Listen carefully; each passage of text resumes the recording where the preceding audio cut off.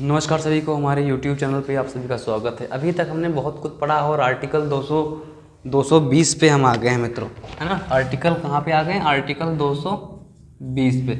Article 220 के बाद हमारे पास कुछ आर्टिकल्स बचेंगे 180 के करीब, वो सब पढ़ा के आपको नया चैप्टर शुरू करेंगे।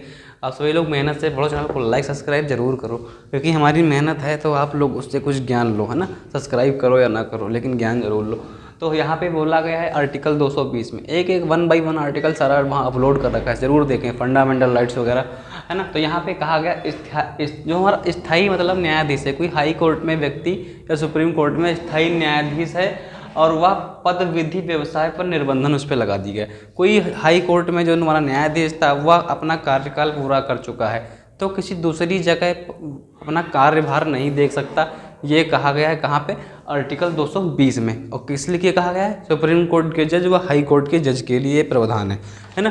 तब माना कि जब वो कहीं व्यवसाय नहीं कर सकता, आर्टिकल 220 में ऐसा बैन कर दिया गया, तो क्या कर सकता है वो? तो आर्टिकल 220 में कहा गया है कि स्थायी न्यायाधीश रहने के बाद विधि व्यवसाय पर निर्बंधन। जैसे कोई हमारा जज है हाई कोर्ट का, सुप्रीम कोर्ट का, और उसका कार्यकाल क्या हो गया है? समाप्त हो गया है ना। तो वह कहीं काम नहीं कर सकता, तो क्या कर सकता है? या तो वह सुप्रीम कोर्ट में जा सकता है या किसी दूसरे हाई कोर्ट में काम कर सकता है। उसके सिवा वह कहीं काम नहीं कर सकता।